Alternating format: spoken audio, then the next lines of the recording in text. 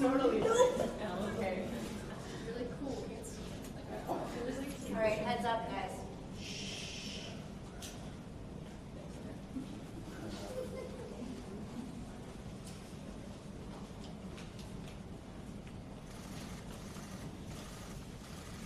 Good afternoon, everyone.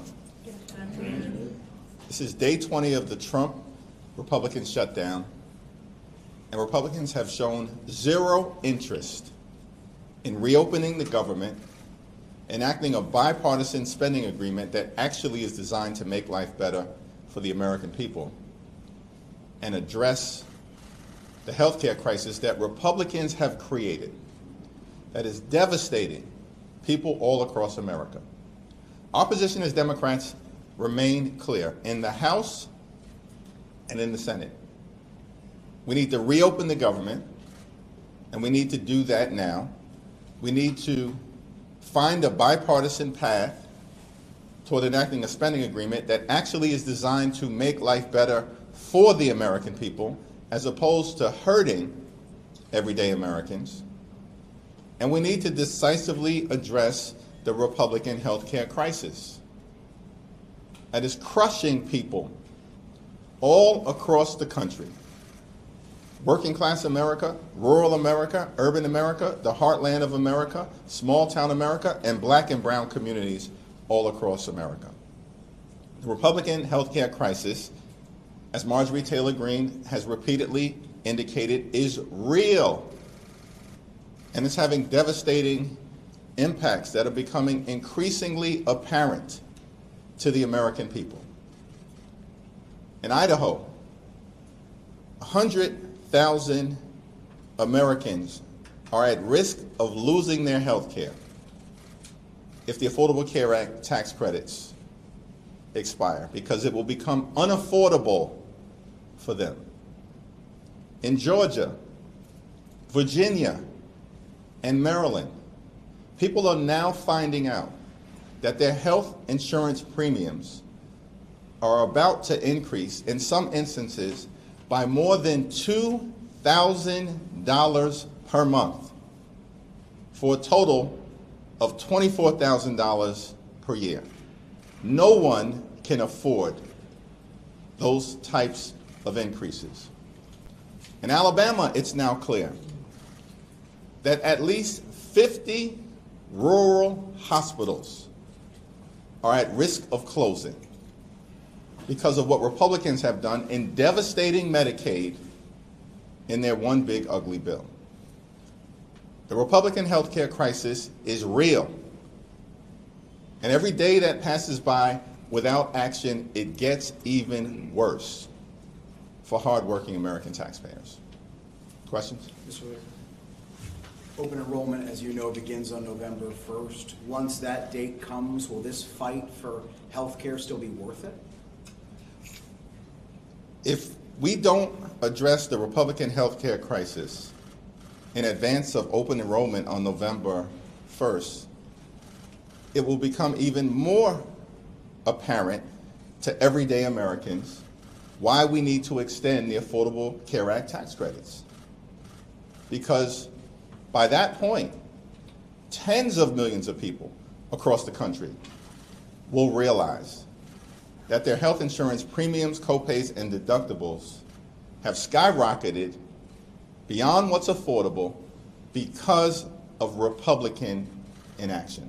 So it wouldn't guarantee an end to the shutdown come November 1st? It's certainly our hope that as the reality starts to sink in for so many Americans across the country, that because of the Republican refusal to extend the Affordable Care Act tax credits for working class Americans, that their premiums, copays, and deductibles are going to increase by thousands of dollars per year, in some cases more than $20,000 a year.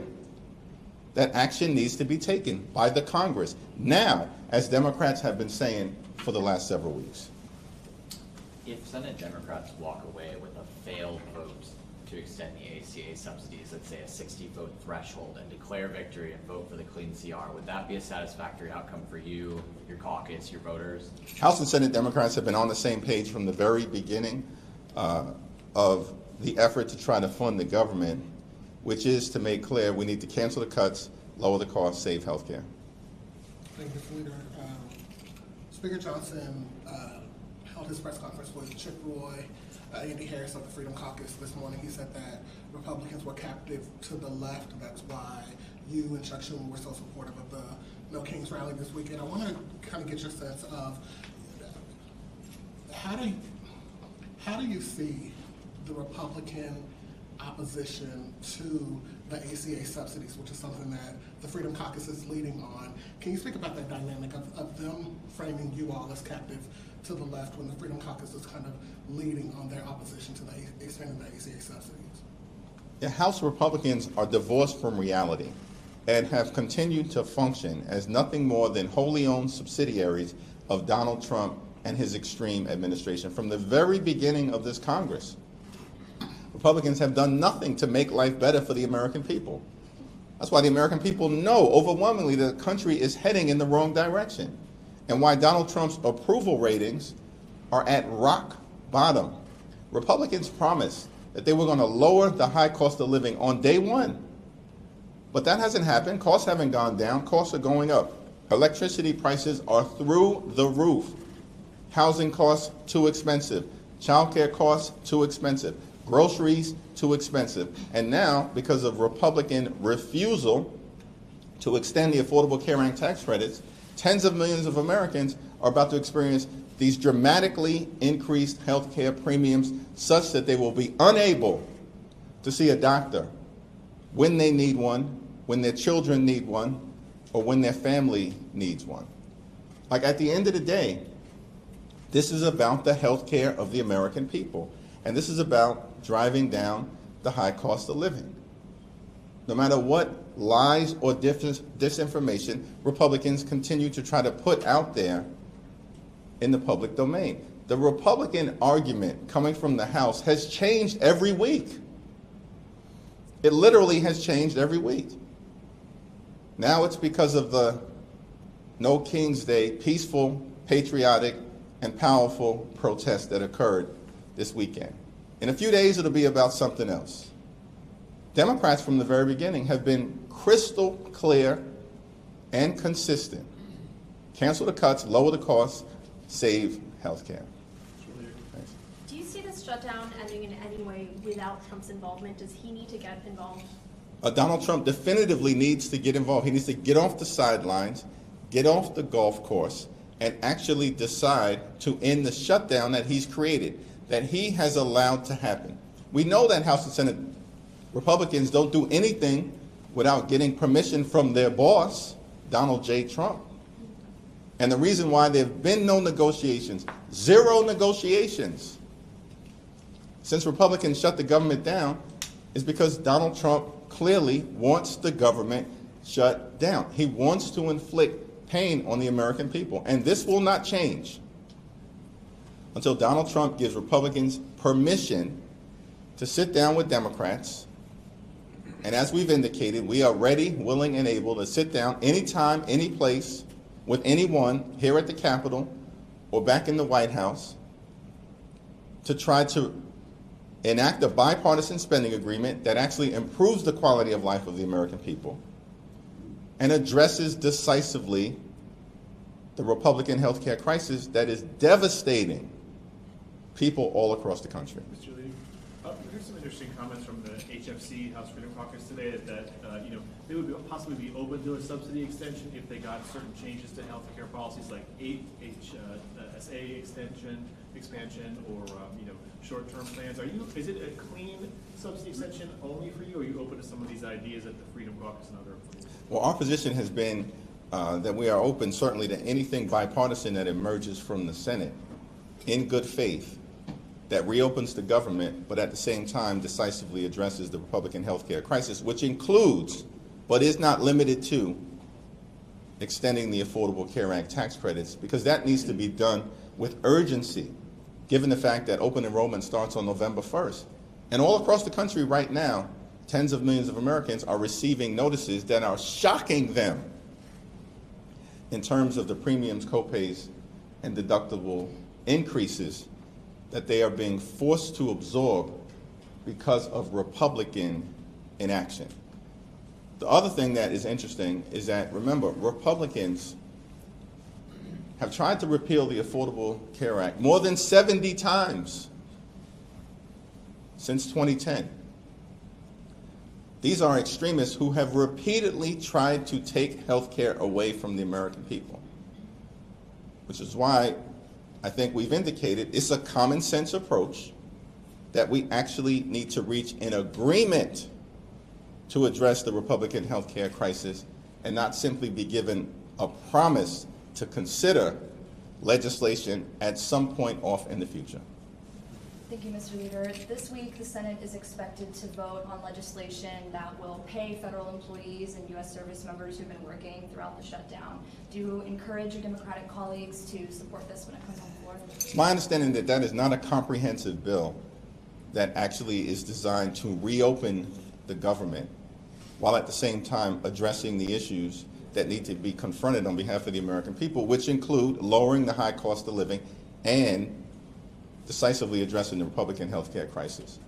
So it's not legislation that I support because it appears to be more like a political ploy to pick and choose, giving Donald Trump discretion which employees should be compensated and which employees should not be compensated. All employees should be compensated, and that will happen when we reopen the government. Are you anticipating, like, they had a 7-week bill, half that time's gone now. Are you anticipating the Speaker at some point is just going to bring the House back and try and vote on another clean CR, or what do you think is going to happen? How do you game this out? It's extraordinary to me that for 4 consecutive weeks, House Republicans are on vacation. They've canceled votes week after week after week after week. Where are you? I mean, you're in the Legislative Witness Protection Program. It's extraordinary that we're here again, 4th consecutive week, and House Republicans are nowhere to be found. The House Republican Conference can't meet. Democrats have met repeatedly on Capitol Hill, ready to do our work on behalf of the American people. They are running scared. House Republicans are running scared because they can't defend their position, which is they want to keep the government shut down because they are unwilling to address the health care crisis that they have created, and they are unwilling to deal with the fact that hospitals, nursing homes, and community-based health centers in their communities, like more than 50 in Alabama, represented overwhelmingly by Republicans, are at risk of closing, and Republicans are unwilling to extend the Affordable Care Act tax credits, notwithstanding the fact that the 5 states most impacted are West Virginia, Wyoming, Alaska, Mississippi, and Tennessee. All right. That's something. Sure. Saturday is the start of early voting in New York City. Are we going to get some indication this week about your intentions in that race? Yes, that's my intention. Thank you. So I know that you said that President Trump hasn't engaged much in talks since that initial meeting. When is the last time you've spoken to House Speaker Mike Johnson? Have you initiated contact since the last time? Speaker Johnson and I had a conversation this weekend. Thank you. Thank you, everyone.